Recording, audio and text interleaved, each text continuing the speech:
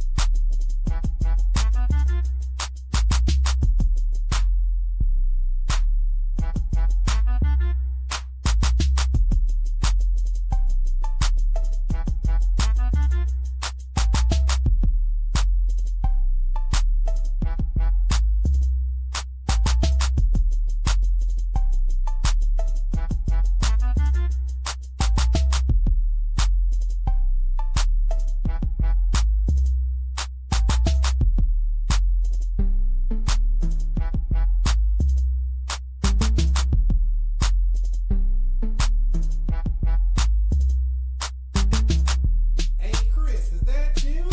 Damn.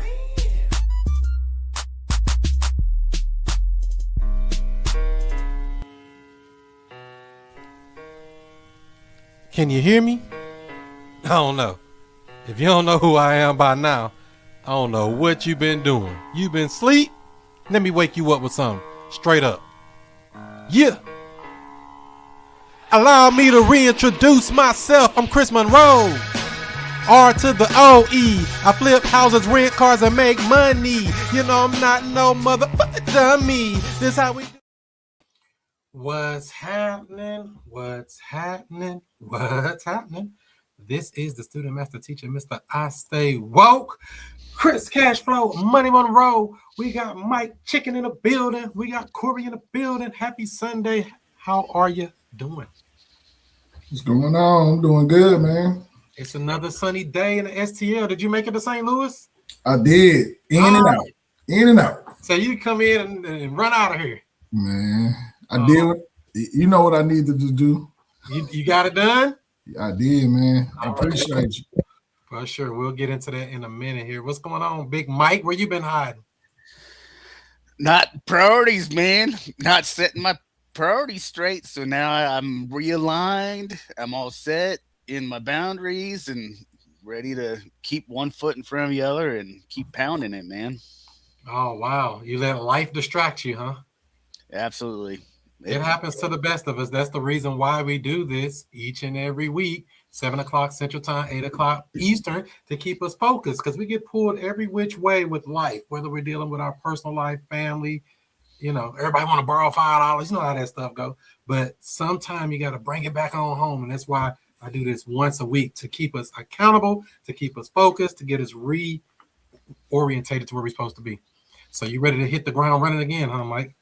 Oh, yeah. I got some lists together. How much money for marketing. So I'm pulling lists and doing research on county sites. And this week is chasing after foreclosures. Okay. So have you come across anybody that says they want to do some business? I had one 2 weeks ago that she was working on she had a property for 8 years sitting empty. Then she was going to start working on it. 8 years? Yeah. So she's decided to hold off for a minute and have a contractor come in there and do some stuff. But the thing is, I don't think she had money to begin with. So I'm going to reach back out here probably later in this week and see how that contractor situation and costs are going for her. And, when I hear stuff like this, a question just pops in my mind automatically. Would you know what that question would be? It'd have to do with, like, if you haven't done it by now, what's different or something along those lines. There you go. I mean, if you've been playing with this for 8 years, what changed? What made you want to decide to want to sell it now? It was a reach out I did. Yeah. non-owner occupied Did property. you ask her something to that effect, or Say again.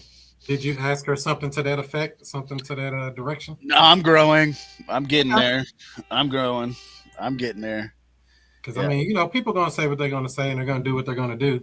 And I'm not necessarily trying to convince them to sell me the house. I want to know how we even got to this point, that where you at now, and where would you like to be?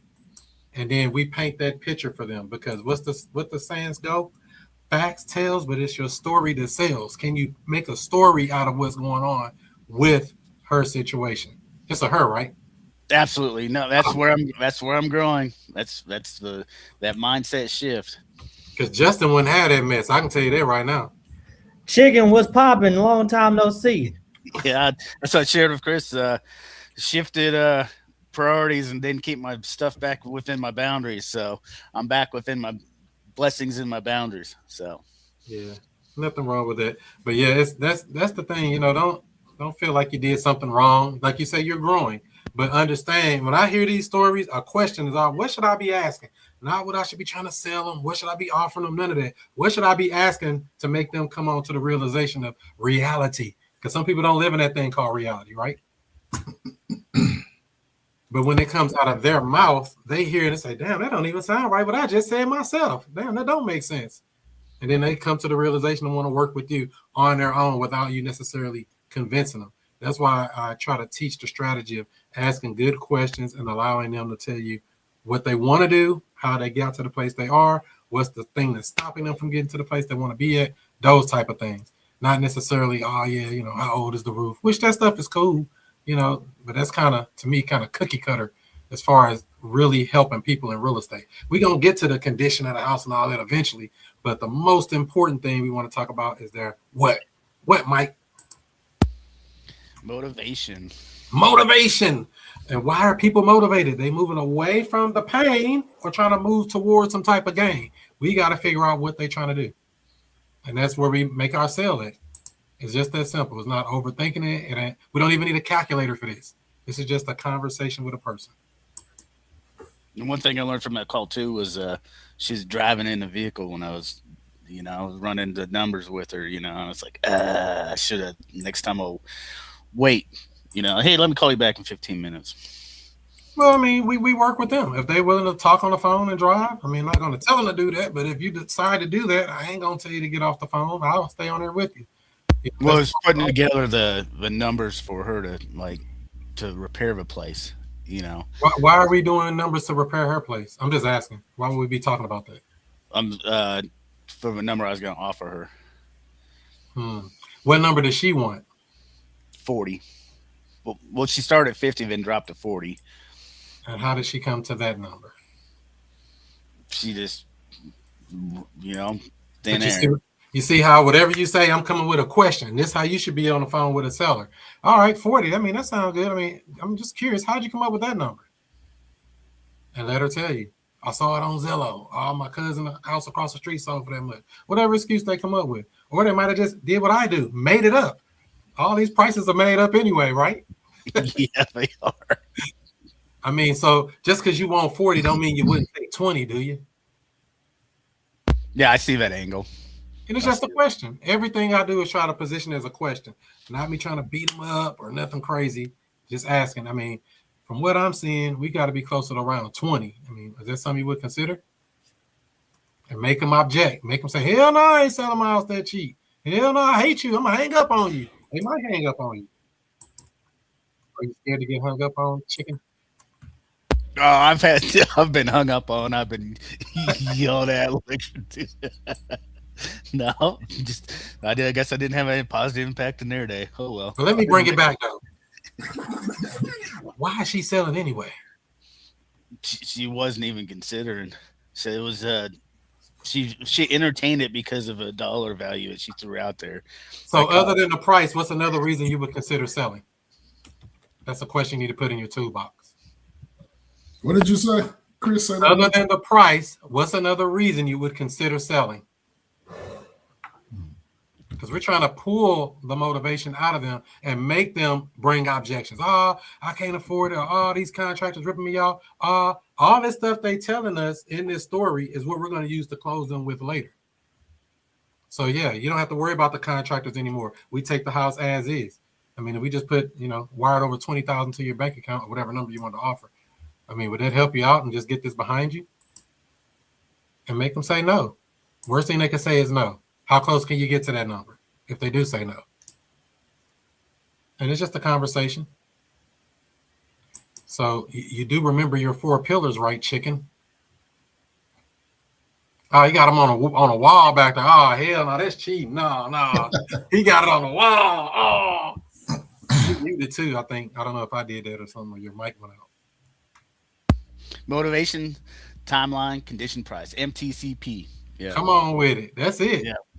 We spend more of the energy, that's right, Justin, on that motivation. We want to understand her timeline. If we came up with a price that works good for you and me, I mean, how soon would you like to close? That's part of the motivation part. It's a timeline question, yes, but that's going to lead into our motivation because they're like, man, I want to be out of this before the month ends. We know they talking about let's go now. Like, oh, well, I might sell it if I get the right number. I don't really have to sell it. Oh, so you don't really need to even sell it then, it sounds like to me. Make them tell you that. Yeah, I don't need to sell it. Is that making sense?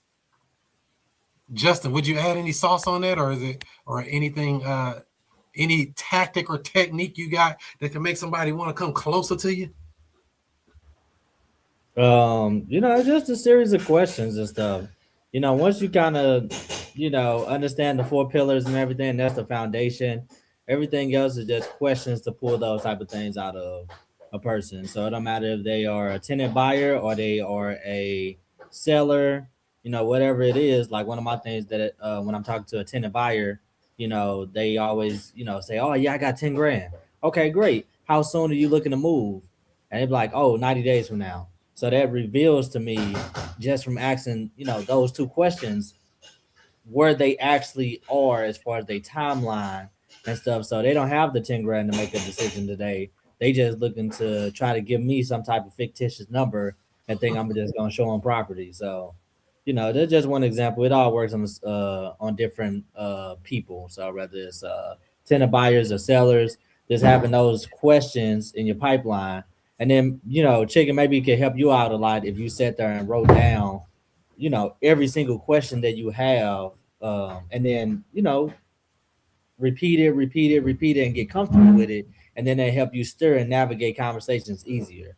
You know what I mean? Like your biggest thing is being able to memorize just a few, maybe like, I really probably only asked a person maybe less than 10 questions in a sales call.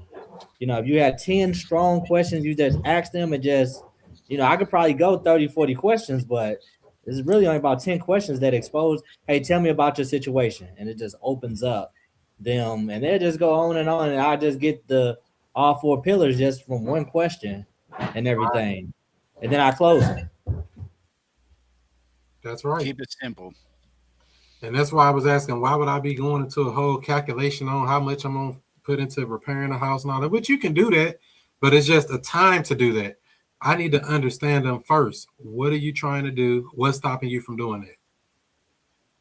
Why don't you just go on and finish fixing it up then? I mean, if I was you, I just go on and fix it up and put it on the market. Is that what you were planning to do?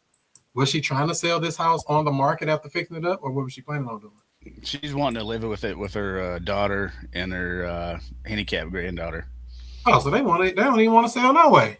Yeah, it was kind of she's paying rent $900 now a month, and then she sees, but it's been sitting for, that's what's like, this might be able, the money might be able to get her onto her, So if you did just sell this property, would that help you out at all?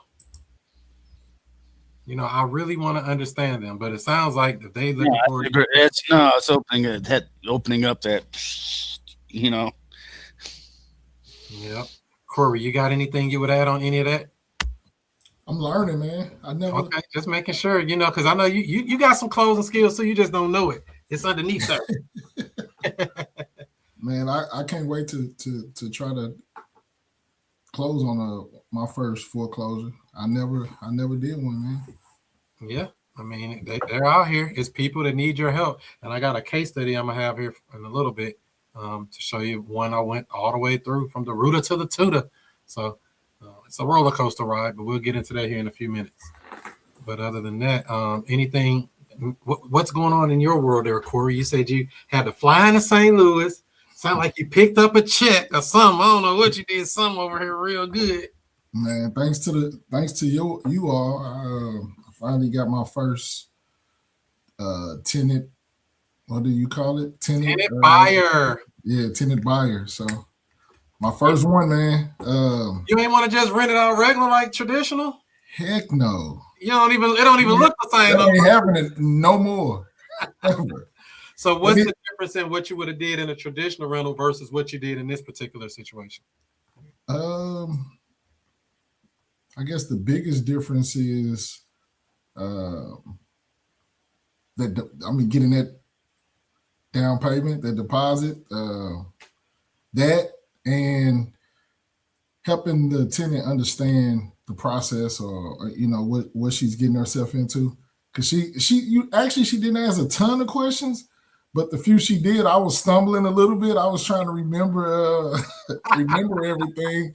So what I ended up doing, just pulling up my email and just going over it with her, like, hey, you're gonna have a couple of addendums to take care of, and the addendum's gonna say this, this basically is your house. You're now responsible for all the maintenance, the line curve, the utilities, everything is on you.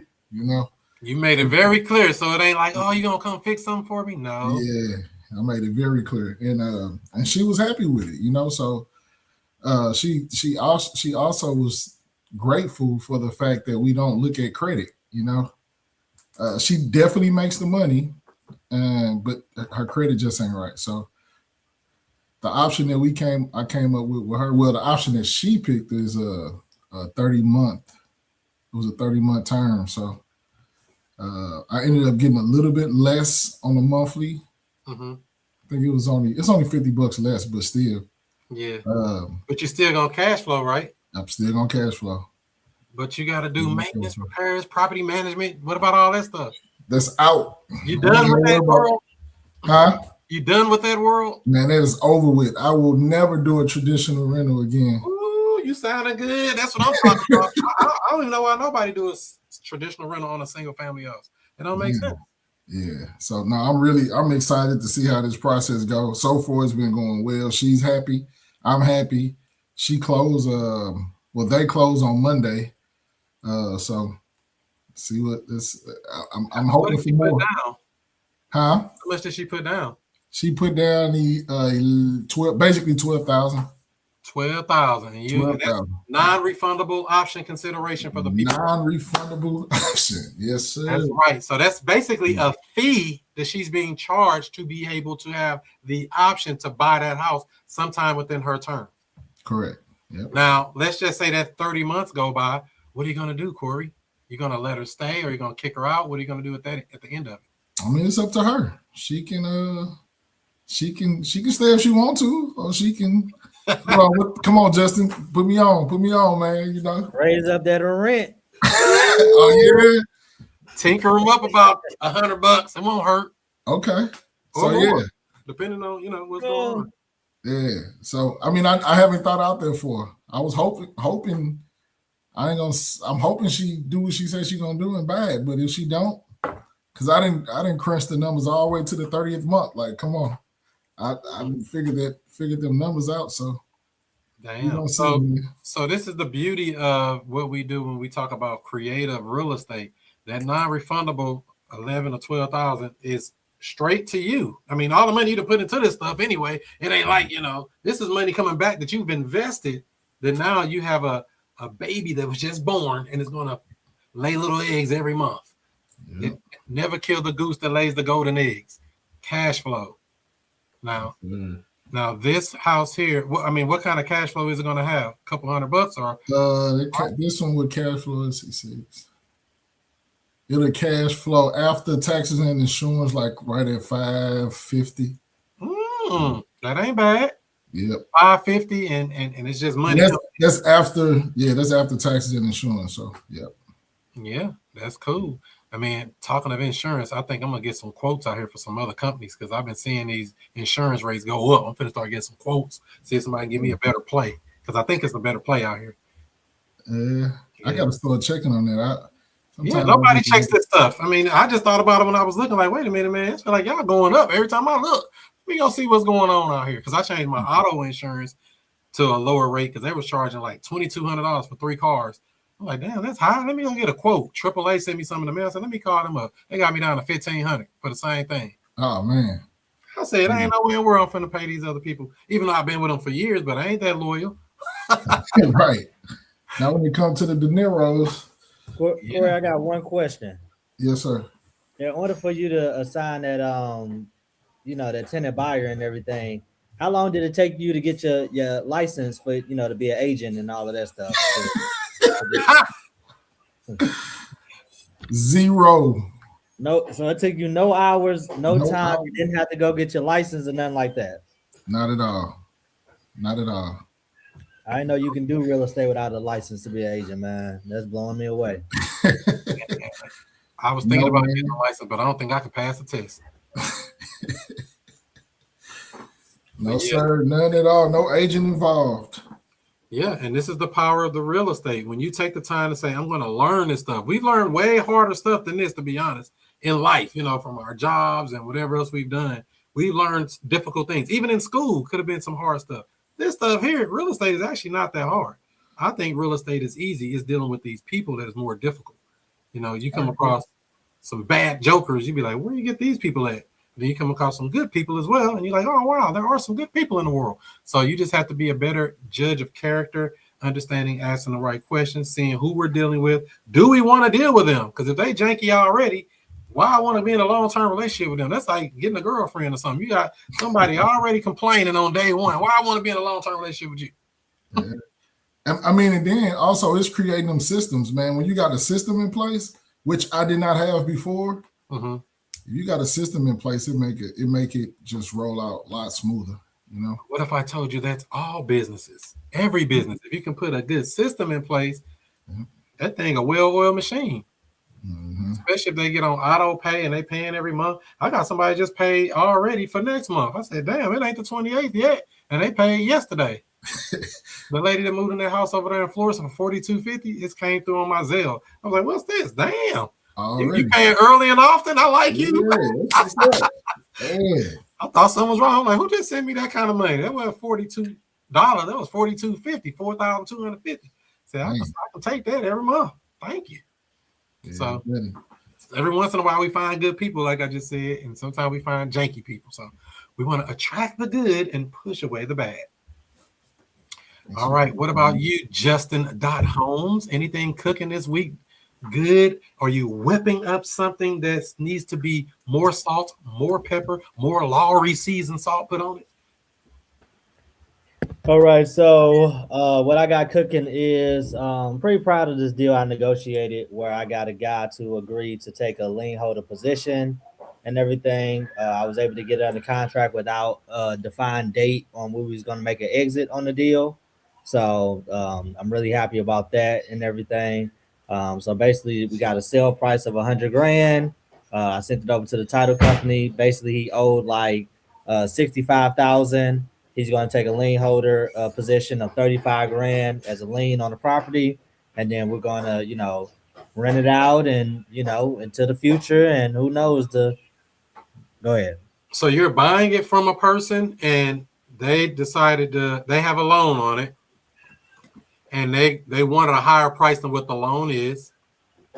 So what they call that is a hybrid. So it's basically a part sub to part seller finance. That's a hybrid. So when we come across these people that say they got a $300,000 house, but they only owe $50,000, don't think, oh, I can't buy it because they owe that much. We can structure a deal like Justin just did with a person with equity, and we can do what we want with that equity, whatever we can negotiate. We can do it with no payments. We can do it with monthly payments, principal payments only. We can do it with payments with interest, which I wouldn't do anyway. There's a lot of things you can do with that. How did you structure yours, Justin? So basically, what I was able to do was basically he agreed to take the second lien position. of 35 grand. He owes 64 and some change. So we $100,000 asking price, and then pretty much he does have a tenant who's in there paying $700 a month. He just looking to get out the way. He's a tired landlord and everything. Trying to liquidate. He's been liquidating his assets maybe for the last year and a half. My guy Trail is the one who brought this to the table. So I got a bunch of tenant buyers in place. I'm working with the tenant right now to try to get inside the house, get some photos, all that stuff before closing, do my due diligence, and then I'm a pretty much when I get in front of the tenant, try to see what kind of timeline he on. Maybe if he's willing to take a little bit of money to leave the property, we might do a situation like that. So I'm trying to put it together now. So you're trying to do a cash for keys. How much would you give them to move, Justin? I'm gonna let him say a number. Come on, he who says a number first loses. I don't like to say numbers first. I like to ask questions and let them tell me. Man, if you give me $1,000, I'll be out here tomorrow. You say so. You want that in hundreds or how you want that? Because it's finna be in your lap. I want it broom swept, though. We want it cleaned up. Get all your junk out of here. If we can do it that way. If not, if as is, sign this paper, say you're relinquishing and you're moving out. If we have to take it as is and clean it out, it may be still worth it. Every case is different. That's the beauty of this creative real estate. What can you create? Can you solve a problem for a seller? Can you solve a problem for the tenant? Can you solve a problem for your tenant buyer? And Justin, you said you don't have a timeline? I did not put a timeline. He did not ask about it, so I didn't put it on there. Well, they're going to ask that title. Eventually, they got to put something in there. So 30 years. They do have to put something on there? Yeah, because that's the note. They're going to create the note, the secondary promissory note and deed of trust that they're going to record for him if they record it. Because, there's a lot of funky stuff you can do with this. I don't want to make this too complex because you can't do this without recording it.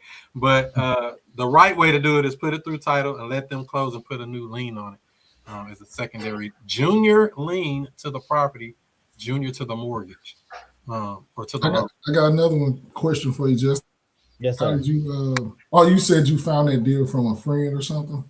Yeah, it's one of the guys who come to the group and stuff. His name is Trail. I sent him the link. Hopefully you're on here and everything. So he brought it to the table. He just wanted to, hey Justin, I got this deal. Can you, I want to see you do a deal. I want to see how this whole thing works, the inner workings, how you navigate the conversation. JV. And, this guy being a landlord and stuff, he had just a lot of questions because he never heard about doing anything like this. And he just looking to, switch out of the position. So he nobody else is going to give him that type of money because the numbers are narrow. I think the house is only worth like $150,000. It might need a little bit of work and stuff. And he's out in Arizona. He don't want to keep going through the rigmarole, but he asked me every question in the book except down payment. And he never asked me about an actual timeline. I said, we usually leave up out of these deals, maybe 5-7 years, just depending on the situation, depending on how the market go. And he was like, okay, let's do it. How much longer you got on the loan? I had to look at the market statement. I can pull it up though. Yeah, I would just make it the same as that. Or either 30 years. It's the same. Good point. You got a mortgage. Whenever that one matures, say 2047 or whatever year it is, make his mature in 2047 or later if you want to. Yeah. What'd you say, Chicken? You got the mortgage statement. Yeah. I always ask for the mortgage statement. While they're on the phone. Well, he had to go get his. He owned a bunch of property and stuff, so it took him some, a second. He's not like, you got levels to sellers and stuff. You know what I mean? Motivated.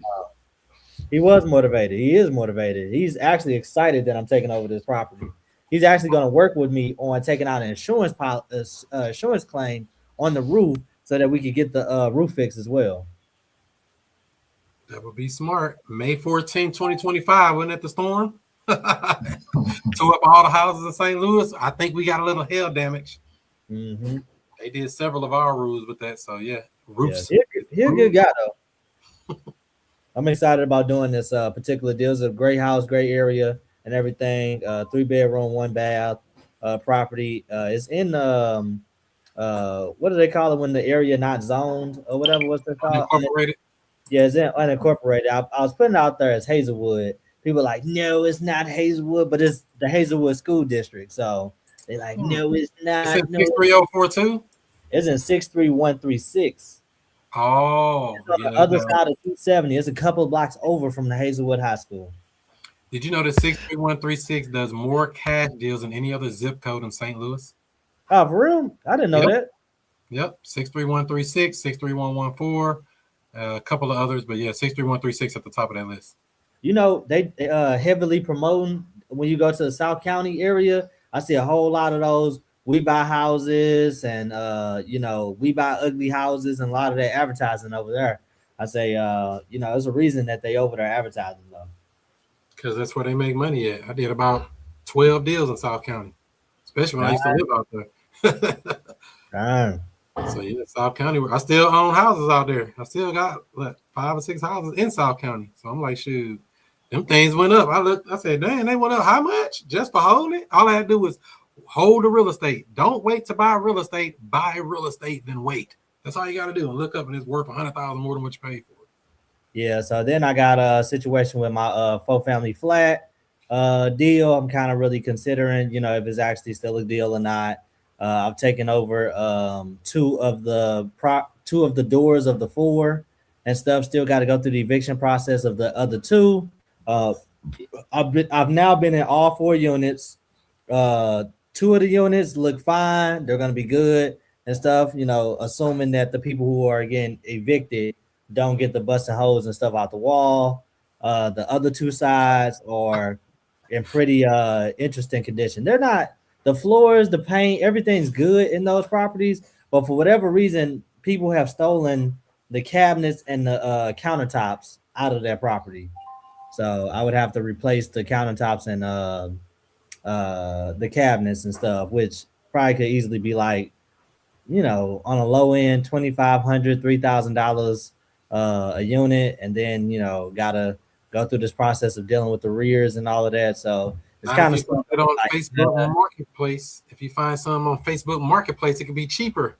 yeah. On them cabinets and stuff. There's people selling that stuff. There's a lot of potential cash flow in it for me, like over $1,600 a month. I got a strong list of people ready to go up in them and stuff, but just the rears and what I would have to bring to the table if everything don't go 100% right. And I think Chris always tell me not to be in a position where if things have to go 100% right for you to make some money, it's probably not a good deal. So Right. Because I got some of that coming up in this case study in a few minutes. Yeah, that's exactly what I found out too. You be thinking, I'm gonna do this, it's gonna be perfect. Yeah, and then you woke up. Happens all the time. So I just try to, make this stuff work where everybody's happy in the end and we all making money like it ain't funny. All right. yeah. So I think cool. what's funny, I was telling Chris earlier this week, I'm like, people be having unspoken objections about this stuff. Man, if y'all doing this and y'all, getting into this real estate game, this creative game and stuff, man, make sure you believe in yourself. Believe in what we doing. Know that we all integrable people. It is people out here who do this stuff, with evil intentions and stuff. So, just have it right in you that, oh yeah, these are integrable people. They're doing right and stuff. That's why I feel good when people ask a ton of questions, because I'm like, what we doing is legitimate. It is correct.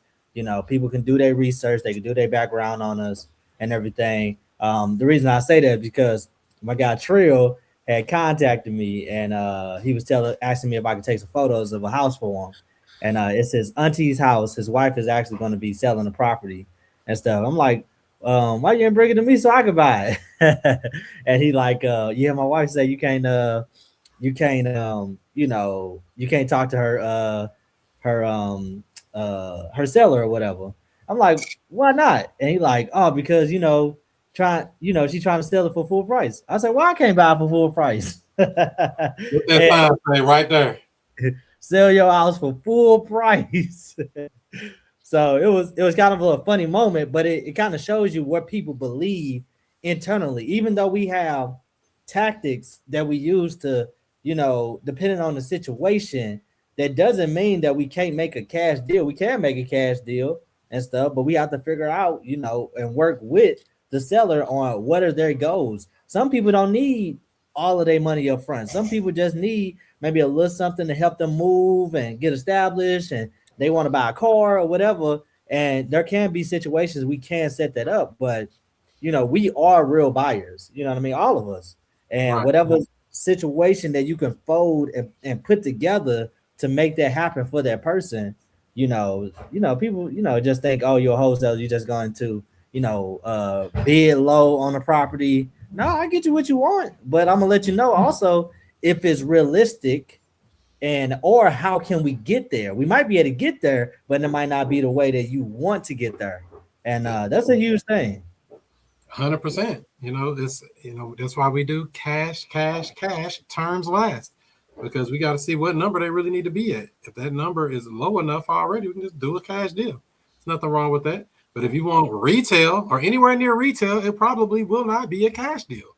Nowhere in America, unless you get somebody, if you get lucky. Now, I'm not going to say it can't happen. You can get lucky and find somebody who wants to move into a property that has cash, and they'll pay top dollar or something closer to top dollar. But investors, not touching it. No way, no how, because it's risky. It's a lot of risk that come on along with this stuff. Especially if you're fronting the money.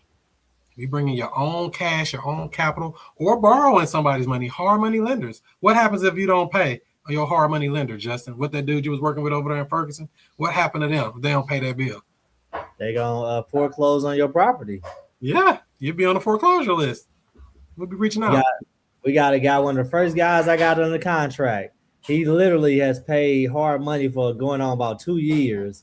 He's paid hard money for so long that I'm for sure that the guy that made 100% of his money back, and now it's just all profit. That's crazy. And I've been trying to get him out the house for a long time. I've shown him a bunch of houses.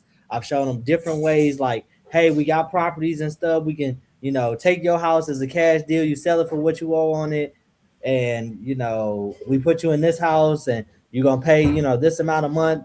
And for whatever reason, he thinks he's smarter than the system. He think he's trying to make an exit with, bad credit. He's not going to be able to get a traditional house or apartment and everything.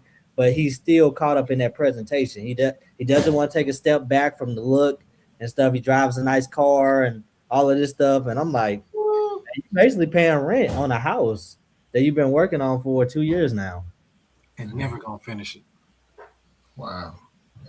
Yeah. He don't want out. That's crazy. Well, he got to move. He only supposed to be living in a house. Right. Yeah, he's trying to sell it for the equity that's in it. So he want to make maybe like $6,000, $7,000, $8,000 on the exit out the property.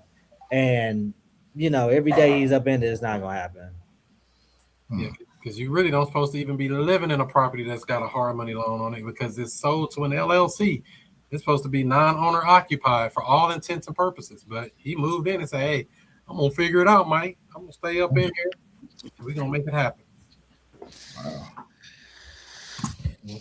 That's what we got. Cool. So I'm gonna pull up this case study. Are y'all ready for a case study? Sure. I said, are y'all ready for a case study? Let's roll. Yeah. Well, I'm ready. Boom. We got a cash study. Not even a case study, a cash study. This cash cow in St. Louis, South St. Louis house that was purchased. What are we at? We just hit a year. I think that was around March of 2025. So we're in April 2026 now. And this thing's been a roller coaster, but I think we got it finished out. So let's see what we got here. Let me do this. I guess I got to click there. There we go. Number one, how do we find this house? We saw it on a late Thursday evening on the auction list. It was going to be auctioned, I think, the next Wednesday or something like that. And we saw it like Thursday, Friday, the week before. So it's already a couple days left. So we see a house on the auction. A simple Google search reveals that this property is actually on the MLS with the real estate agent for 180 something days. Ain't that something? The condition of the property, it was fully renovated about 2 years prior to that. It's got a new roof. It did a sewer lateral. The kitchen was all brand new. A whole bunch of stuff. Matter of fact, let me see. Can I do this? I can even click that to say see photo. A second. Let me get you some photos. I call myself putting it where you can click it, but that didn't work, I guess. Let's see. Yeah, so this house is a 2-bedroom, 1 bath in South St. Louis in Dutchtown. Let me share my screen here. Share. So this is the house, and it actually has a separate lot. So you got a house and a lot, and it has a 2-car garage in the back. So this is kind of how the house looked when the guy was moving out of it. He took all of his stuff. He left a few little items, but most of the stuff he took with him. All this open space here, all of that. So as you see, the house don't really need anything. It's just a house. It even has that little glow mirror, like where you push the button and it glow on your face, make you be like, oh, wow, I can see everything. Little cute little thing there. So, and that's the lot. Like I said, it's got a whole separate lot. So we got a house and a lot for free. Like, you know, if people say, you got any land? This house came with some extra land. You can almost build another house there. And that's the garage in the back, 2-car garage. And it had a little carport here. Because like we know, this is basically 2 parcels. According to the neighbor that lives next door, that's been there since like the early 90s, he said it was a house there, but it burned down. And the city never did nothing with it. So they just been claiming it as our property. So I guess, I don't know if it's included or what. Might have to do something to make sure that it's included as part of our property. Because they don't even have an address according to the city. So I guess it is part of this property. So it has a carport back here, garage, big old yard, big fence yard. It's a walkout basement. And yeah, that's how it looks from that direction. How it looked at that time. That's a big old yard, man. It's a double lot. You got a yard and a lot. Wait a minute, let me go back. And who got to cut all that grass? Not me. I seen them people over there. I ain't cut it. So we cleaned a lot of this up, all this greenery and stuff. We knocked a lot of that down. It's just how it looked kind of when we first got it. That looked like a nice property. It is a nice property. Yeah. That's the beauty of it. So, like I said, it was fully renovated. The guy moved in it, and he had a timeline, urgent, because the auction was just days away. The auction was that following Wednesday. Contacted U.S. Bank and requested to postpone the auction. The motivation. The seller said his wife left him. Isn't that sad? He no longer could afford those payments. I think it was around $1,100 a month, something like that. And he was about a year late on payments by the time I got a hold of this. Like I said, they already been on the MLS for many months. It's in pre-foreclosure, and the auction is looming less than a week away. So it's like, uh-oh, we're in trouble. Was it 180 something days? It was on the MLS.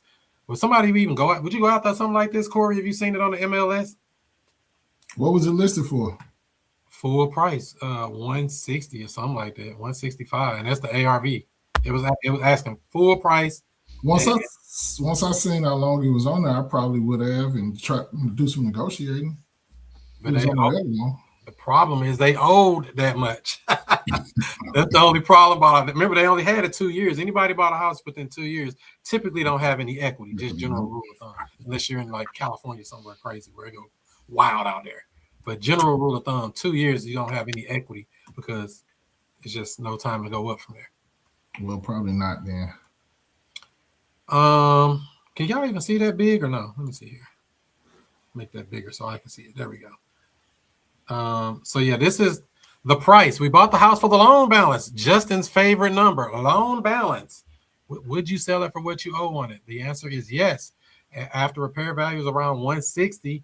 And according to their mortgage statement, they owed about on here it say 146, but the actual payoff was more than that because they tacked on probably about $9,000. Well, yeah, it was $9,000. This is what it was in arrears at that time, $9,200 in arrears. And this was last year, March of 2025. The payment, is it on here? $1,138. is what the payment is. Principal, interest, taxes, insurance. Yeah, he didn't pay too much. He got mortgage insurance at $85. That PMI, you know about that PMI? 20%. What's PMI, Justin? Justin don't know what that is. Principal, mortgage, interest. What?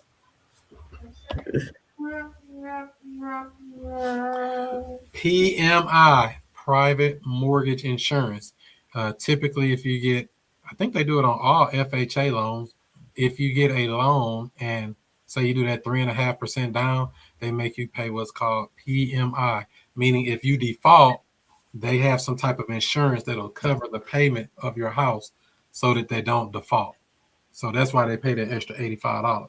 So which could be a good thing because that's exactly what happened with this person. He was there for 2 years and he ended up having to, get these arrears put on the back of the loan, which I'll get into in a second. So that's what I ended up doing with this house. So do you do midterm with this one, or what do you do with this one? Let's find out. Let's try and see. First of all, we had to buy the house. How did we stop the auction? We found out who the lender and trustee was. We found out it was U.S. Bank. We sent an email with proof of funds, a fully executed purchase agreement, and an authorization to release information. Now, why would we want to send these documents? Got any idea, Corey? How do I stop the auction? So You need to know on the left side here, left side. the proof of funds. Why would we want to do that? I guess they need to know that you can purchase it, that you're capable of buying it. The fully executed purchase agreement. You got to know, you got to have that as well. For sure. Authorization to release information. I'm not sure about that. What's up with that? All right, let me see. Justin might be able to help us. Justin, the authorization to release information. What is that and why do we need it? So we get the seller to sign off on those documents, which allow us to communicate with the bank directly. That's it. It's a third party. Some people call it a third party bank letter that gives you authorization to speak on behalf of the borrower. Without that, they're not really supposed to talk to you. So they're going to have you send it over with social security number, loan number, stuff like that. Matter of fact, Gotcha. I think I got one of those in here. Authorization to release information. Authorization to release. Everybody should have one of these in their combat pack. I'm going to share that screen now if I can do this without messing up something. How do I get out of this screen? Shrink that one and then share this one. Share this tab instead. Add to stage. Come on. This one. Basically got the creditor name, the creditor address, property address, loan number. I always just put Chris Monroe and or assigns or agents. And then they have to sign. Typically, they want to have a wet signature. Why do they want a wet signature, Chicken? You got any idea? I don't know. It'd be, well, I do know. It'd be fraud. Not necessarily fraud. The reason they would want what's called a wet signature is because they're supposed to match this up to the signature card on file at the bank. No, That's what they're supposed to do. We can do this digitally, right? With like DocuSign or something. Typically, they want wet signature. Most banks. I mean, some will probably take a digital now in 2026, but general rule of thumb, they want a wet signature. So I always have my borrower or seller sign this, print it out, sign it, and send it back wet. So there's no confusion or problems with the bank, especially if you're dealing with this auction stuff. We don't want them to be like, oh, we don't take digital. Like email, like they'd like print it off, sign it, scan it, or whatever, and send it. Send it back to me. That's correct. I always send them instructions. Print this out, fill out the information you know. Whatever you don't know, leave it blank. Make sure to sign, print, date of birth, social. and they fill it out and send it back. Just that easy. And then I take this document and I include it in my package of documents that I send over to the bank. Make sense? Absolutely. So that's what we did here. So that's the authorization to release information document. So we sent over proof of funds, meaning we can perform, executed purchase agreement signed by the borrower, saying that, yeah, we can buy the house. We're buying the house. We have what's called equitable interest in purchasing the property. And then the authorization to release information. That just gives us permission to speak to the bank on behalf of the borrower. Now, this is the actual email that was sent to stop the auction. How about that? I went back and pulled it out the records. This was on March 5th, 2025.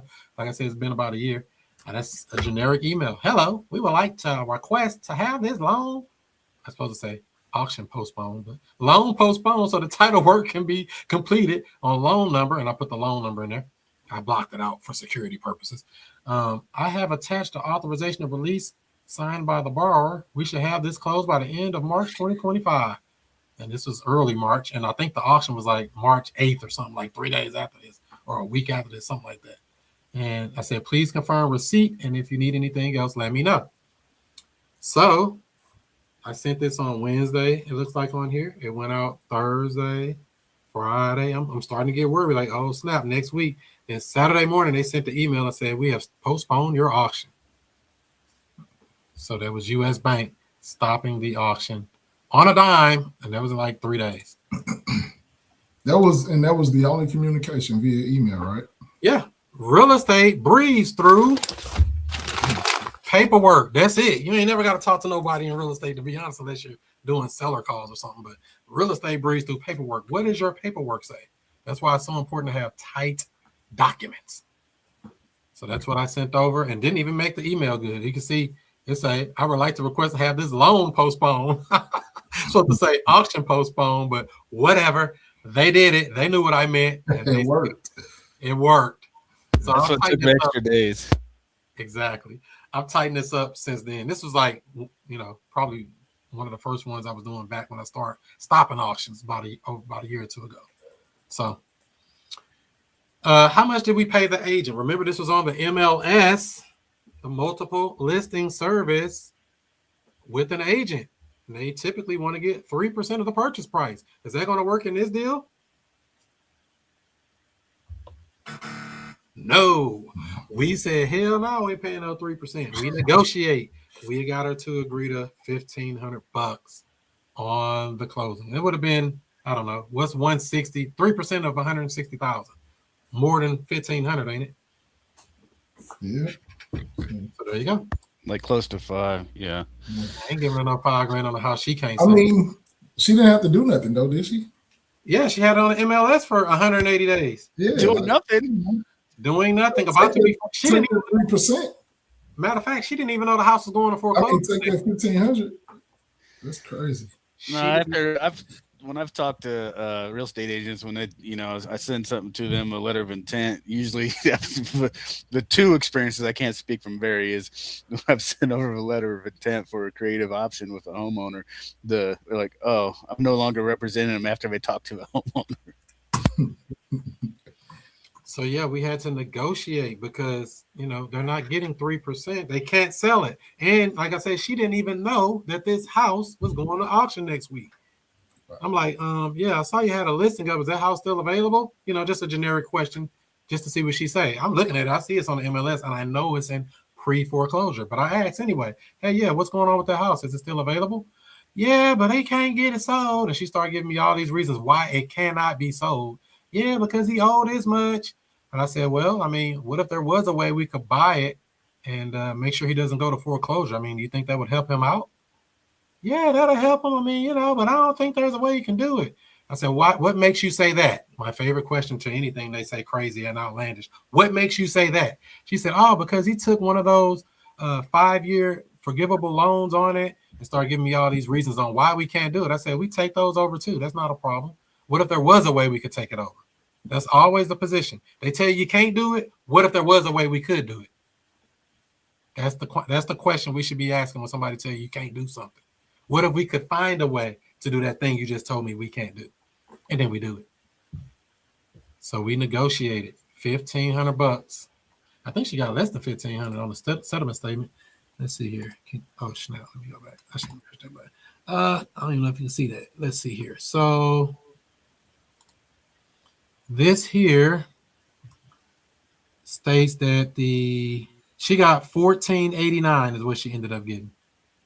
$1,489 to get for the real estate commission for the agent. So we bought the house for the loan balance, which it says at $156,000. Damn, that's a lot, ain't it? But out of pocket, how much we come out of pocket to buy this house? $2,570. A move-in ready house, Corey. How many houses could you buy for $2,500 out of pocket like this? Not many.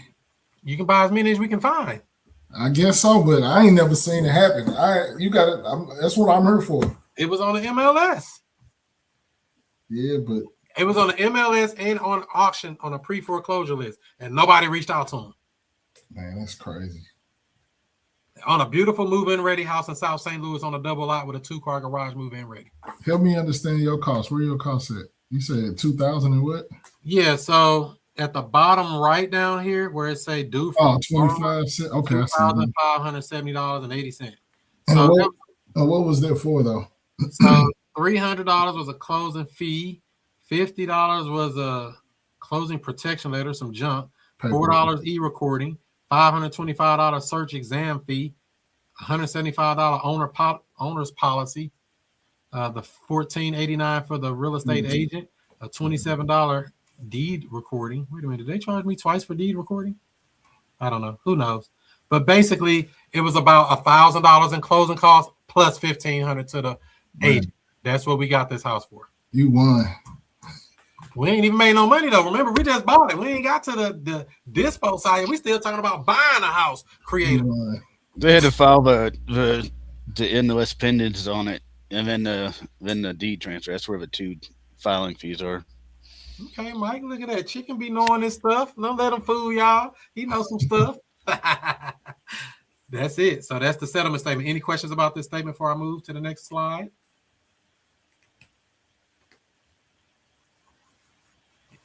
All right, we'll keep it moving.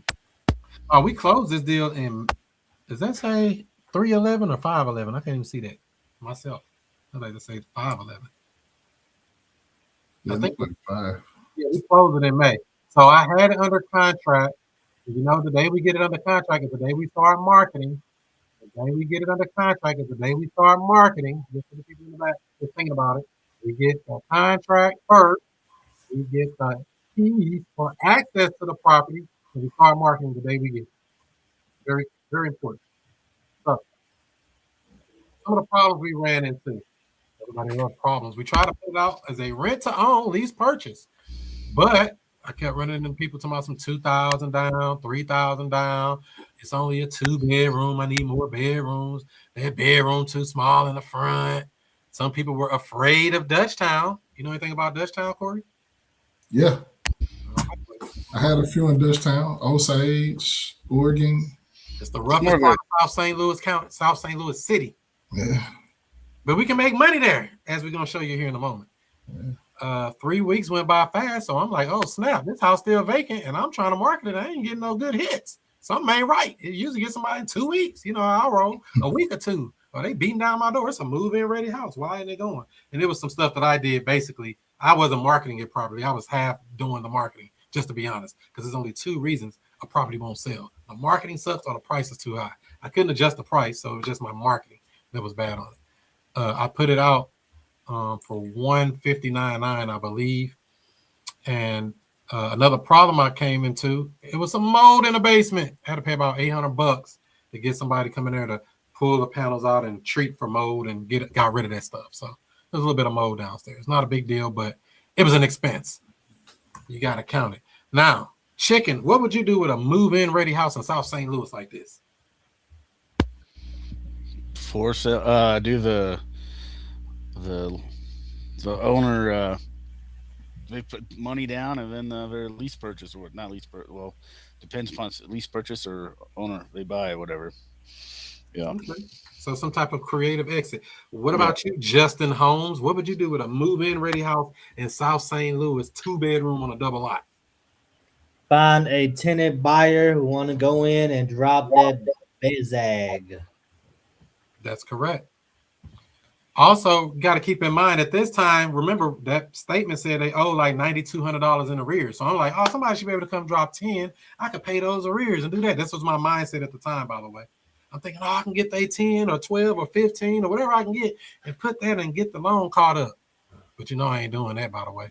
So Corey, what would you do with a move-in ready 2-bedroom house like this in South St. Louis in Dutchtown? Same thing, tenant lease. So remember, Tenant lease with the option to buy or midterm. I get come creative. on with it. Get creative Yeah. and innovative. That's It really just depends because you know that side lot, man. People are like that. That's what I had to do. I put it out on I furnished that bad boy and put it out as a furnished rental. That's exactly what I did. Yeah. And I said, I got to get somebody in here, make some money, man. I done fronted my money out and put money out on this thing. I'm cutting grass and spent these expenses. Electricity on, gas on, water, sewer, trash on. You know, it's like, well, wait a minute. Somebody got to pay for this, not me. We got to get somebody in here. So I furnished that bad boy. I put that little dining room set in there, that little queen bedroom set in the back, and a little living room set in here. So I rented it. So I had it rented for a couple of months for like $26.50. I rented it periodically on Airbnb, air bed and breakfast, for weeks at a time. I had one guy come in for 2 months on Airbnb, went home back to Louisiana, then came back and got another 2 months on Airbnb. So that was on point. I was glad to see him. I was like, oh, you already know the play. I'm glad to see you back from New Orleans. He was coming on back in. And so he stayed there. So this is all time going by from back last year to now. This is the story we're going through now. So we rented it on Furnish Finder for a few months. And before you know it, a whole year went by. I'm like, man, it's cool to have a furnished rental, but a lot of people don't realize when you're doing furnished rentals, Airbnb, VRBO, Booking.com, things like that, it's hospitality. It's not necessarily real estate. You got to clean linens. You got to clean towels every time. People checking in, checking out. They're very needy. They need your help. We need something. Very can be labor intensive. So that's another expense. You got to account for it. Cut the grass, all of that. You still maintaining the house. You're being paid for it, but it's intermittent. It's not steady like you would want it to be per se. So while it was cash flowing, what else was I doing? I was structuring a partial claim with the U.S. Bank. It took them several months. So remember, I stopped the auction and it just stayed off auction for multiple months. Then it came up with another auction date, I think around September or October or something like that. I stopped the auction again. And then I got the actual bank to agree to do a partial claim. A partial claim is when the bank agrees to put all arrears, fees, etc., on the back of the loan as a silent second lien. But U.S. Bank said they would agree to do this if we were able to successfully complete a 3-month trial payment period. So we had to go in and make a payment every month.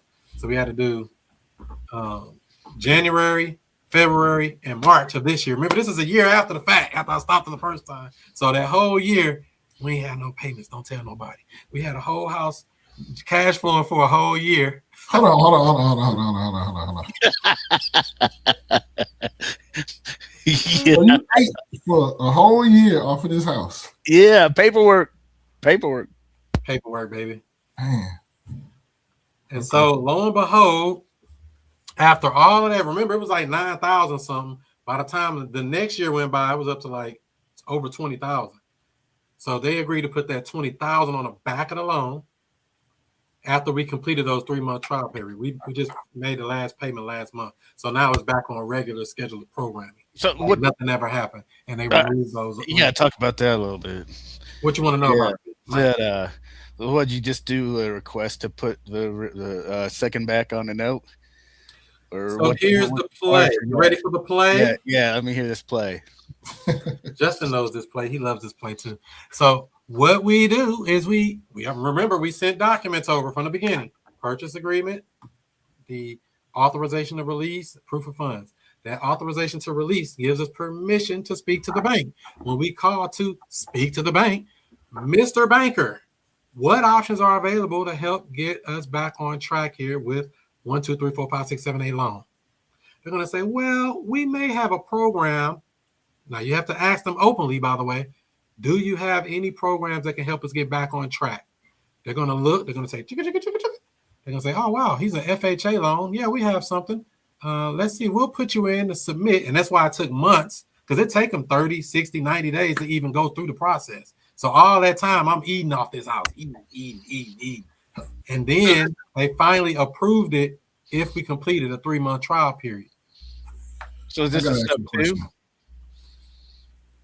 So is this a sub 2? That was my question, Mike. This property was purchased subject to the existing financing with no equity. Some would say no negative equity, matter of fact. So was this impacting the original tenant's credit for it going a whole year without payment? It was in review.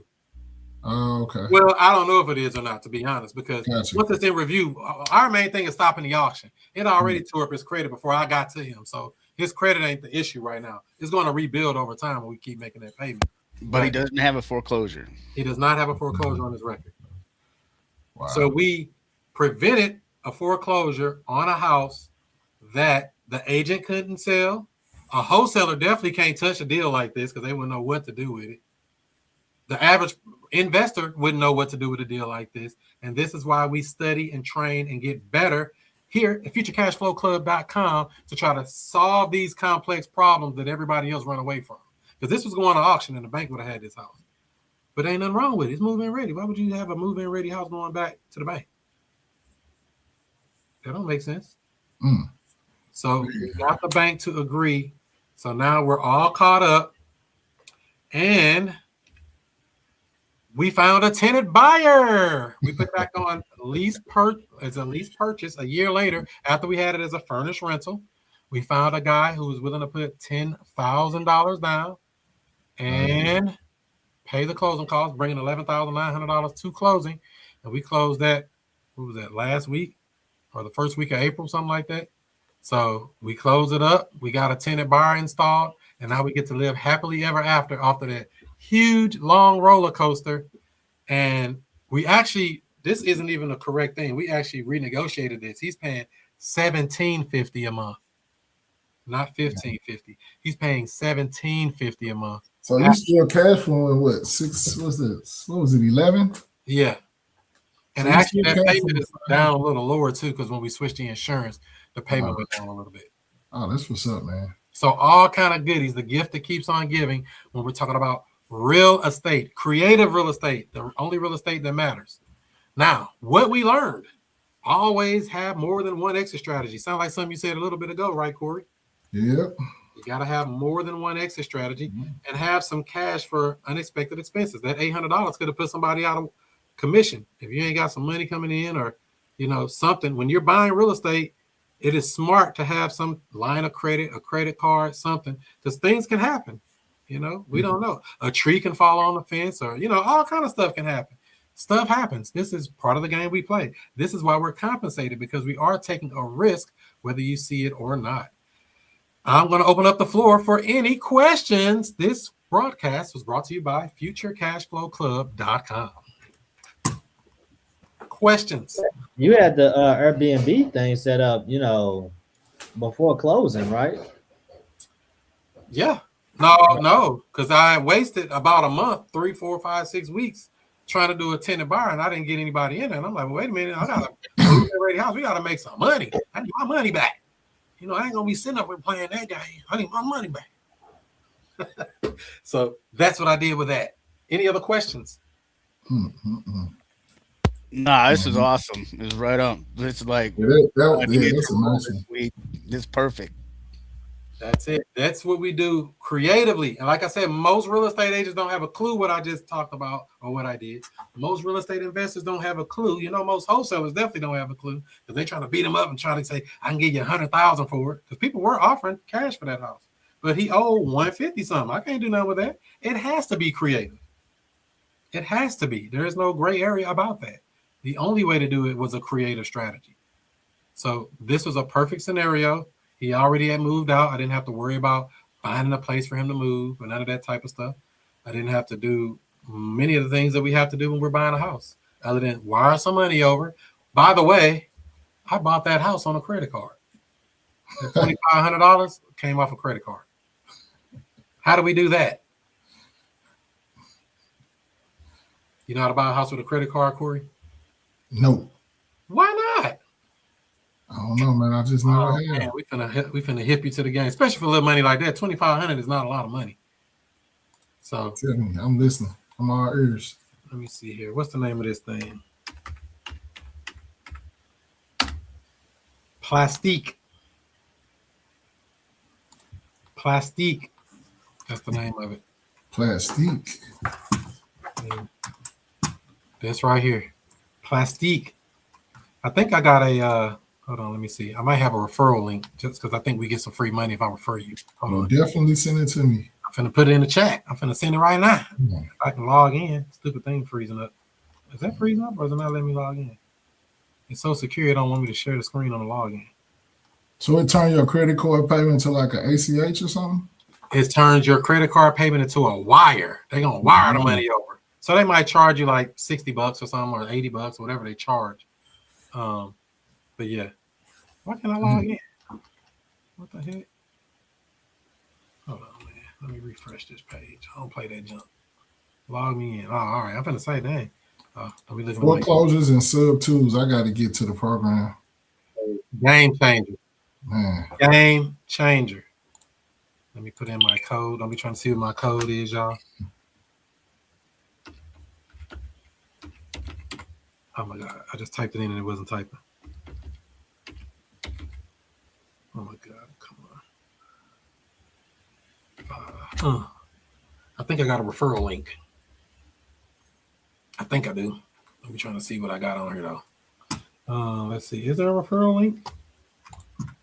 somebody in the chat said cash advance. No, this is not a cash advance. This is a credit card.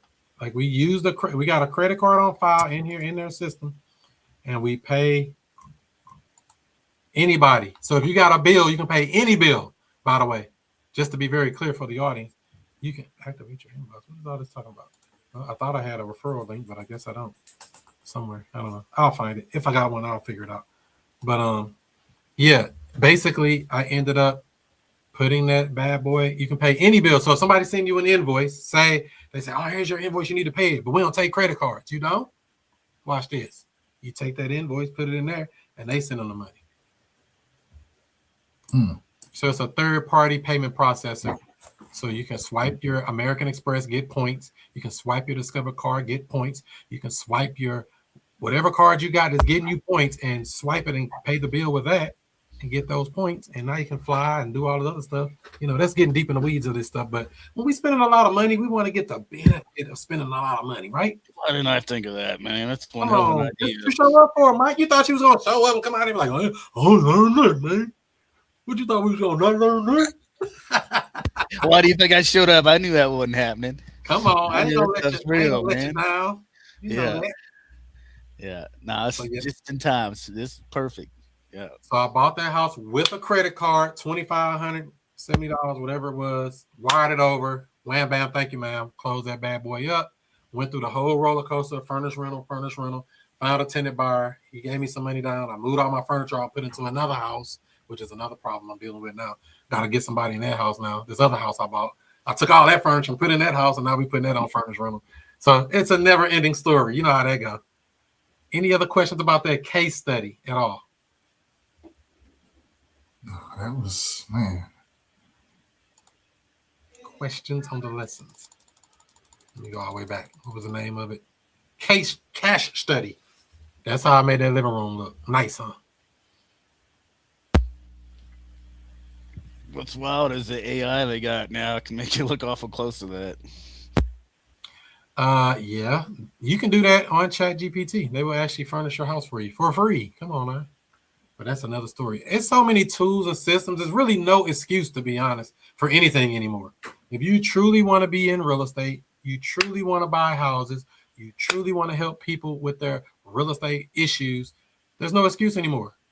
It's 2026. We got the solution for any problem that comes up.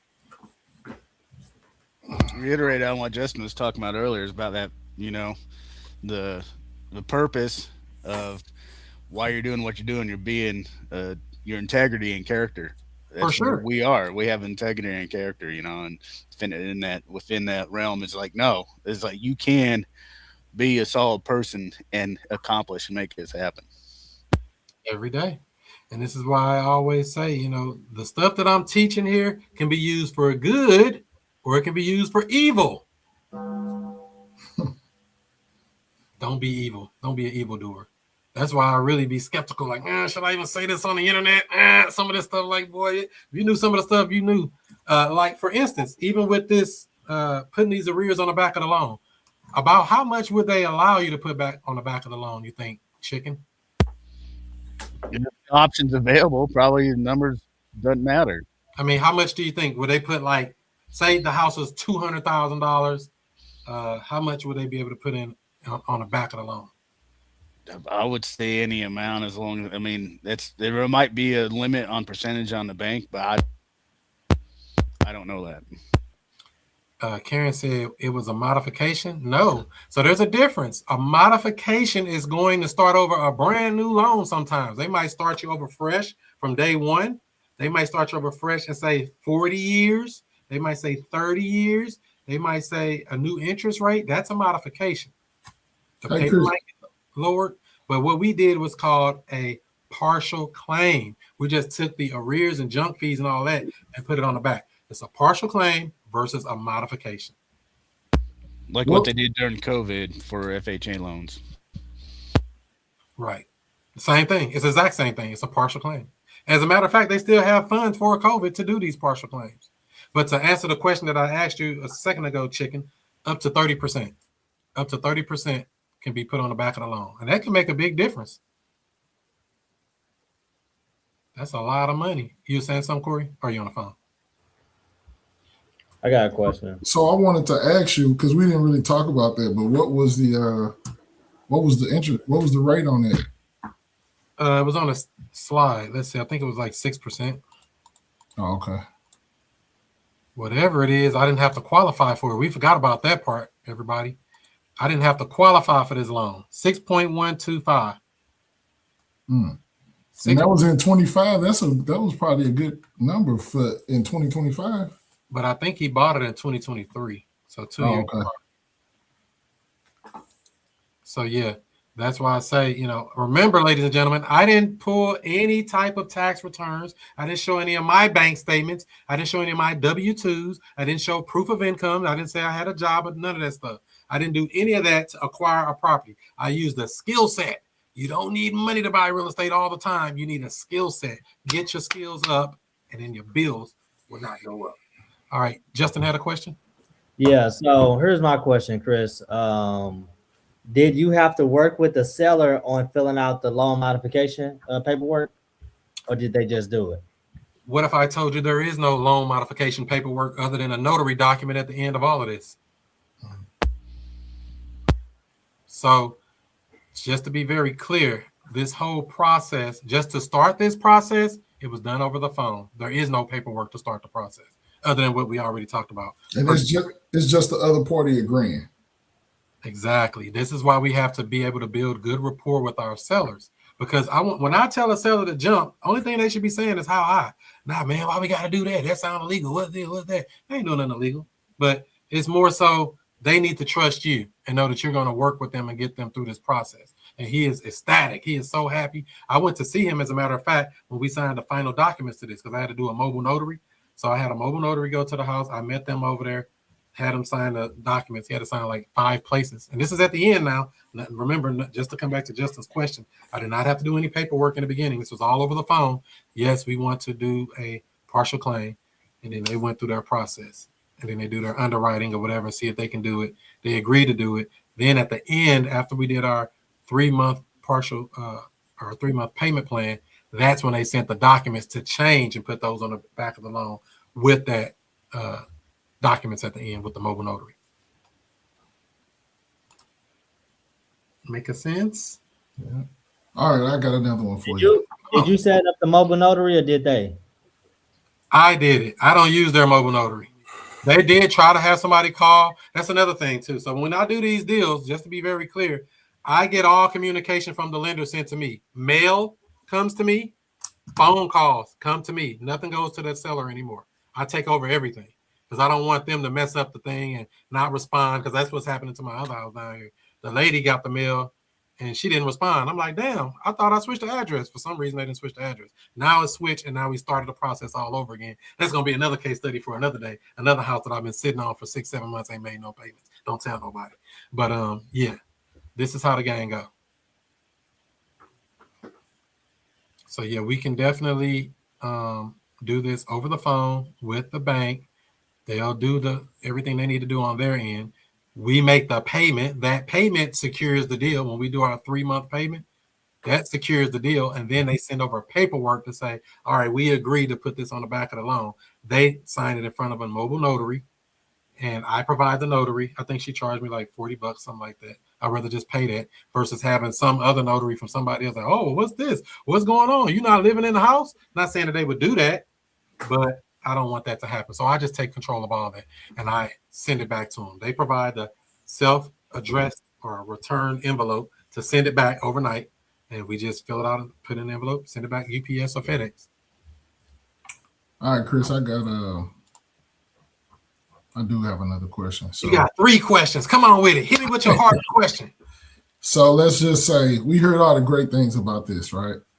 Let's just say you go through the process, you stop the auction, everything going good. Whenever you remember, I think you said they came back to you 12 months later, and then you negotiated the balance and to put it on the back side of the loan. What if they did not do that? You would have had to come out of pocket at that time for that. I mean, what if they would have said, "Hey, we need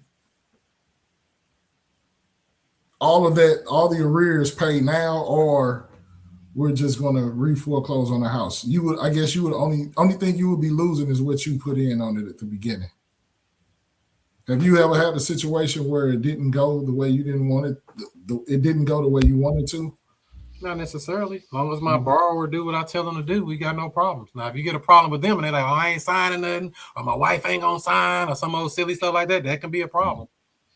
Yeah, that can definitely be with you. Because sometimes you got a husband and a wife on there, and they might not be getting along or whatever. The wife might say, "I ain't signing nothing for that fool. I hope he die in that house," or anything. And now you looking stupid, like, "Oh, damn, I can't do this deal because I need the wife to sign." That can mess up a deal. Yeah, Corey, what's up, man? The analysis paralysis, man. The what ifs. Don't slide that to us. Get out of your own way, man. Take that.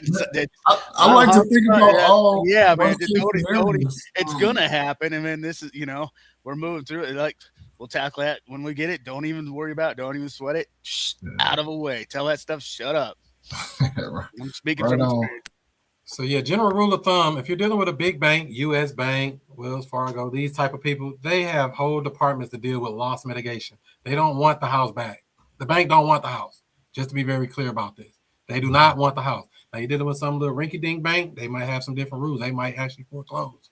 Yeah. I think out of all the years of doing this, I think I've had one bank literally take a house that I was working on like this, and this was way back in like 2019 or something. Like I was still kind of learning. So, because I was actually at the dude's house, and this house was a move-in ready house down in Jefferson County. I'm thinking, oh man, I got the seller here. We're finna call on the phone right now, 3-way. They was like, yeah, we're gonna send the payoff.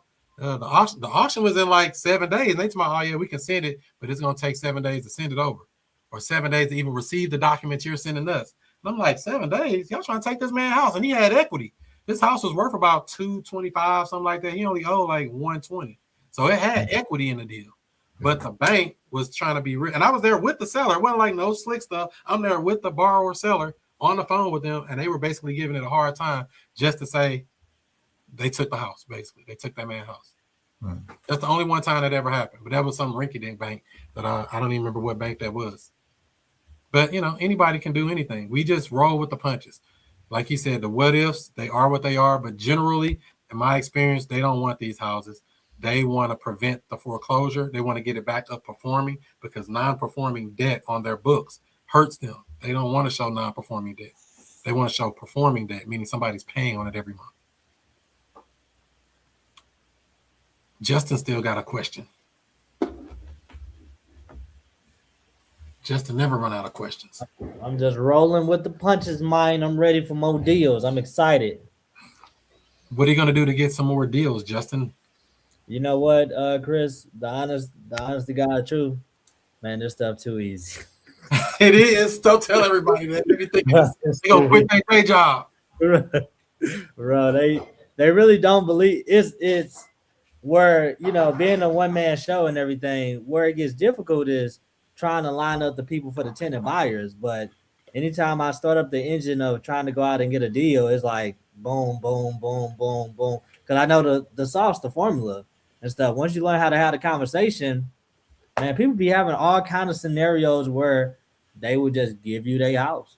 Like they just give it to you and stuff. And you just got to put yourself in the conversation. Just talk to them. And they're like, yeah, I just, if I could I'd have had houses that I was so close. The foreclosure was like 2 or 3 days. And I think the lady, I was talking to the family and their mother who actually had the loan in her name. She was in like a home facility or something like that. So I just didn't get to it early enough. And they was ready to go at $1,000. They was gonna sign whatever I told them. So, and there's a lot of situations out there. Like if you're not going out and door knocking, you just don't want it. You know what I mean? You can keep calling, everybody calling, people calling from all over the country, wholesalers and stuff, but they're not able to make contact with these people because a lot of these people be not having good phone numbers, good emails. They switch their numbers every 3 to 4 months and stuff. So, the online data and stuff is not going to have it. But there are so many different people that need help that's ready to leave out of real estate. It's overwhelming. Like, I have, thousands of leads and thousands of people to respond to. I got hundreds of text messages right now for people who are looking for property. And then it's like, okay, I go get the property. And then now I just got to find the perfect fit for the property and everything. So start having more open houses, Justin. Start having an open house. They already planned like today's Sunday, Wednesday, 5 o'clock to 6 o'clock is an open house at this house. Everybody come in, somebody want to do that. You already know ahead of time. 5 to 6 o'clock is a 1 hour open house. And now you ain't got to be running back and forth, jumping through hoops for these people. Right. So, we dispoing a lot of property and stuff right now. I'm dispoing Chris properties. He did, helping me here and there with mine and everything. And, there's deals we got to take them down one at a time because you don't want to get, too deep, too overwhelmed and stuff. But there's so many different deals, so many opportunities out here. Whether they go into the foreclosure or they're tenant buyer, or they're a tired landlord. There's a lot of those out there. You also have who I just talked to the other day. Eon, he bringing a deal to me tomorrow that I'm gonna be talking to. He basically said they moved out of town. They ready to just get rid of the house and stuff. So easy stuff, just figuring out the problem. And I got a tenant buyer who won a property over there, 3-bedroom, who say they got 15 grand. So all I'm gonna do is get that house under contract and run the play. I'm gonna have to take this house down because I had actually assigned this to somebody else, but it got title issues. So I have to convert this from a cash deal to a creative deal now. So just to give time to clean up the title work. And this house is moving ready. Don't need nothing. Let me see here. Still look the same as he got it 2 years ago. And it come with the appliances. This is how it looked when he first got it, but it looks similar to that. He didn't mess it up or nothing. So yeah, I'm gonna end up having to close on this house. That's nice, man. Yeah, kitchen nice, everything. I'm like 3-bedroom, nothing wrong with it. So I'm buying it for what he owed on it anyway. So I had it under contract for 120. I got an end buyer at 128. I was gonna make 8,000, but I'm not making that no more. We're gonna make probably more because I'm gonna have to get into the creative bag. Stop it. He don't have an auction yet, but there is an auction pending. But I'm going to stop that and then get the arrears put on the back of the loan and go that whole play. Because he did this exact thing 2 years ago, or actually in 2023. I thought it said on his paperwork. So I'm like, well, dang, if he did it 3 years ago, I think you can only do this like every 2 years. So he can do this again and put a second set of lien on the back of the loan. That's crazy, ain't it? Never pay a house. Just every 2 years, put it back on the back of the loan. So, Chris, let me ask you this: how do you personally decide on which houses to keep and which houses to dispo? Is it? Are you looking at your account like I want more cash? You know what? Because to me, that look like a beautiful home. And my thing would be even me with, let's say, if I had no money, I'm like, I just want to keep this because it's just a beautiful It's a home. nice house. Yeah, I would just keep that house. Why would I sell a beautiful home that's moving ready? It don't You need just any. about to sell it though, right? Yeah, but it got some title issues. But I'm gonna need time to fix all of that. So I'm like, I'll just take it over sub 2. Hey Chris, how much? I'm sorry. Go ahead, Justin. My apologies. I just want to make sure the decision. So you was going to sell a house like that is beautiful, that's going to go up in value, like it's in a great area for $8,000, right? Today, because of the title issues, you chose not to sell it. You're going to do the creative play. But what will make you, with a house like that, decide between going cash and just get a quick clean 8, or keeping it and saying this is a good one for my portfolio? How do you make that decision? It's not a decision. The marketplace decides. I don't decide anything. I put it out to the marketplace and they tell me what they want to do. If somebody tell me I give you 20,000, I'm selling it for 20,000. I'm like, oh, I got $2,000. And that don't really sound too appealing. It's all about what the marketplace thinks. It ain't even me. I don't decide this stuff. So the marketplace told me that I had it out at 135 because the ARV is like 185 on this property and it don't need nothing. So they was just gonna clean it up, put it back on the market. I was gonna make my little AK and run on down the street and go find another deal. Because I wasn't gonna do that either at first, because I was like, damn, I was working all these other houses that I'm working on myself. So I was like, well, I ain't really got to do nothing but market this house. But he's still living in it. Once he moves out, I can be able to do whatever I want. Do you have to renegotiate with the seller? I already do. Okay, so you already renegotiated with the seller as a creative deal. Hey, we're gonna go ahead and take over the mortgage, blah blah blah blah blah. Okay. Yeah, I told him we're just gonna take over the payments, try to get your loan back current, and get you situated that way. He's like, oh, okay. He trusts me. I mean, he met me like 5 times now, so. Right. And this was a cold call from way back before what? I've been working with this dude since what? February? This is March or April. This is back in February we've been dealing with this. And I found it way early before it even hit all the auction sites and stuff, because he got an auction set for May 7th. But we're gonna get that stopped and roll with it like that. Buy it subject to, and do whatever other exit strategy we need to do from that point. It's payment only $800 a month, and I could probably get $1,800 a month for that. I was just I remember I told you about that neighborhood friend at the track meet, man. I just sent you the address. I was trying to get you have you all get on a call with him, but he said he at the family forum right now. He kind of tied up, so he said tomorrow. But I don't know. It might be one that you or Justin can call on. That was another thing I was gonna tell Chicken and stuff. Hey, let's get some. I don't know if you're still listening in, Chicken. Let's get some deals in the pipeline for you, man. Start calling me and Chris with some of these people you're talking to, and let us get you through the finish line. That's what we're here for and stuff. We can't be in the same breath saying this stuff too easy and not helping, people part of the group get through the finish line. Trail brought that deal to the table. That deal will be closed, in the next 15, 20 days or so. And he just want to see us, getting it through the finish line and stuff. And it just builds his confidence to go take down his own deals. So that's all I'm saying. You know what I'm saying? But yeah, you can bring that to the table, Corey. We'll get it done. Cool. Yeah, I just try to, figure out what they're trying to do, what would they like to happen, and help them get there. It's just that easy. It's not to overthink it. I ain't trying to go do a bunch of, let's go calculate a bunch of numbers. I mean, we can calculate numbers, but I really want to understand what they're trying to do. So on this particular one that you're showing, from the little knowledge that I have on it, he rented it out. This was his home. This was him and his family's place before he built the new home. and he was like he's going to become a landlord, so he rented it out long term. And I think the people that was there are at the point now. I guess they ready to become homeowners. And now he found out that I think he said he owes in the 90s somewhere, like 90, I think. It's 80 or 90. I don't want to say the wrong number. Exactly what he owes. Hold on, let me check. But what he found out is he owed like 20 something thousand in HOA fees. So now HOAs, huh? Yeah, the HOA will tear you up. Yeah. So he when we were talking, he asked me to come look at it. Maybe I can help him, give him some suggestions on remodeling or doing some updating. It really only needed paint, paint, flooring, and light fixtures, stuff like that. But this house is in Texas, right? Yeah. Yep. So you it's gonna be a little different on trying to do a lease purchase if you do something like that with this house. Okay.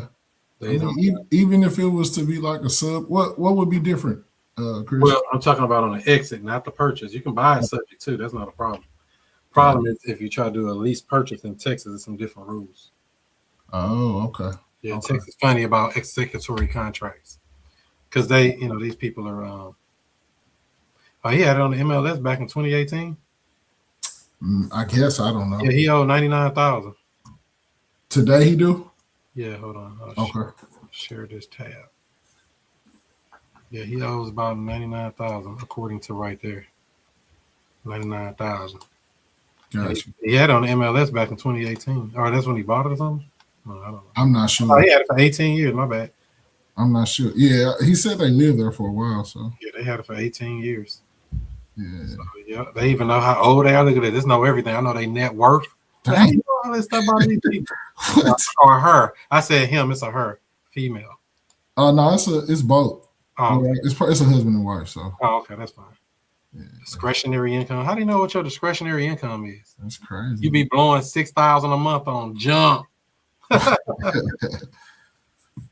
But now I was wondering if I could figure out a way to see if just catching him up on the HOAs would is that a way to walk away with it? Talk to the HOA. Just have a conversation with them. What options are available? Fix my camera. I don't know why this thing be doing it. My biggest. I guess he would have to agree first, though, right? Not necessarily. You can go up there and have a generic conversation. Let's just say I moved into one of the condos here and say we got a little bit behind on it. Say, maybe $10,000 or $20,000 in arrears. Yeah. I mean, what kind of plan would you give us to get that straightened out? Okay. No, we don't do any plans, sir. Probably talking to the wrong person. The person at the desk. You need the person that's the decision maker. Yeah. Or we're thinking about buying one of the properties there, but from what we understand, you can tell them there's some back HOA fees on there. We want to know what options are available to get that all caught up, Okay. or what options are available to get this cleaned up so we can purchase the house, because it kills the deal for us to be able to buy it. You can literally tell them that. Now, I'm talking about HOA. Corey hungry right now, boy. You can see it in his eyes. He ready, boy. You see him everywhere. He like this. Corey ain't gonna be one of them guys who not gonna do a bunch of deals. Huh? I said, you're not gonna be one of them guys who don't do a bunch of deals. I see it. Yeah, he hit the ground running. He ain't playing. Everybody else be talking. He really doing it. He like, yeah. And listen, this all came from last week meeting. I wasn't even thinking about it. Like, then all of a sudden the guy started talking about the kind. I'm like, okay. So what's the problem? Like, started talking about HOAs. I'm like, that's it. I think I reached out to Chris, was like, hey man, I got a situation here. Get a copy of the bylaws of the HOA, see what what their rules are, and then have a conversation with somebody there who can tell you what's going on, what options are available. They might say we'll take a short payoff. Mm-hmm. It's something called a short sale. We do short sales on those liens all the time. We can do a short sale on any lien, to be honest. A mortgage, HOA. He owed $20,000. Would you guys say $2,000 is pay off in full? Worst thing they could say is no.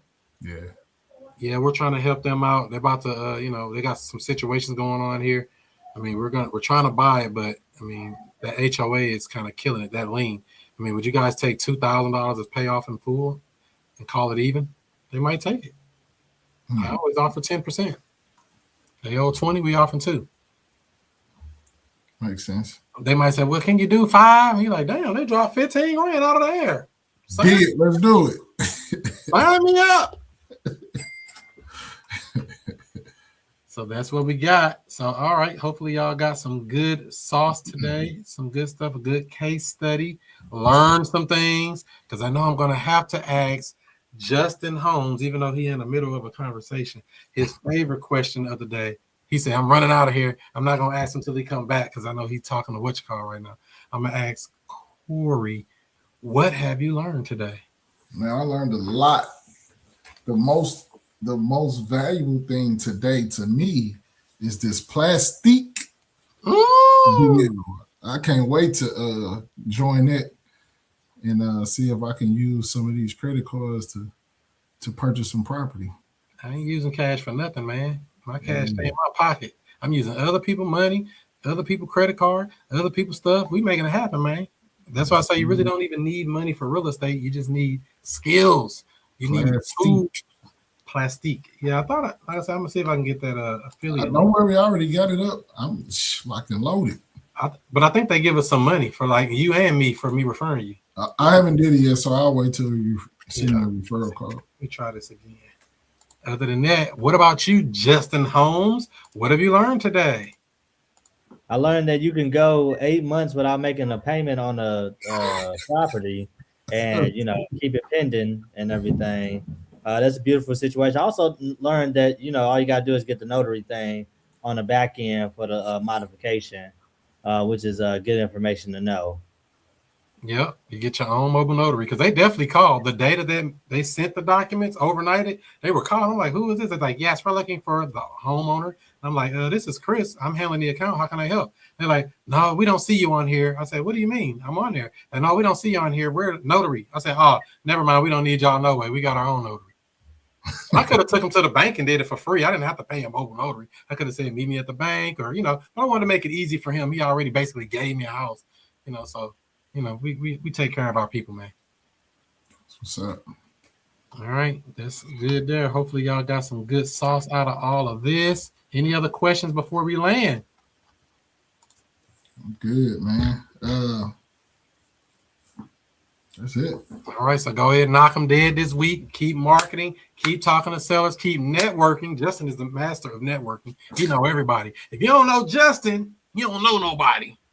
It's just that simple. So hopefully y'all go out here and knock some trees down, chop some trees down, all that good stuff. And don't be afraid to ask those questions that everybody else won't ask. That question is going to tell you where you go next. I don't have any preconceived notions. I go in every deal clear-minded. I know nothing, even though I can see all this stuff. I see they owe $99,000. I see they bought it 18 years ago. I see the house is 3 bedrooms. I'm asking anyway. Even if I see this stuff online, I'm going to ask anyway because I want to know, am I dealing with a liar or a trier? I want to know, what are they doing? Are they serious? Do they really need to sell or they really need to get bonded out of jail? Who knows? I just want to know, can we do a deal? So hopefully y'all have a good rest of your week. If anything good come up cooking, let me know and we'll get to hooking. Do what you do. Be who you be. And I'll see you before you see me. So yes. I basically just wanted to remind everybody exactly how the Future Cash Flow Club works, because I've been getting a lot of messages like, what is that about? How does it work? It's basically a group. So you see how I do these live seller calls, things like that. You get to get all the replays for all of those. You actually can get the paperwork, purchase agreements, assignment agreements, cancellation agreements, addendums, all of that stuff that you need if you sign up for the elite package at futurecashflowclub.com. Or if easier, it's probably you can just go check it out for a free trial. Lots of goodies in there, behind the scenes stuff, actual help with your deals. If you want to communicate, say, hey, I'm stuck on a deal, I need some help, I'm looking for lenders, I'm looking for whatever, I'm a resource for you. So all you have to do is be part of the club. futurecashflowclub.com. Check it out. I don't know what you been doing. You been sleep? Let me wake you up with something. Straight up. Yeah. Allow me to reintroduce myself. I'm Chris Monroe.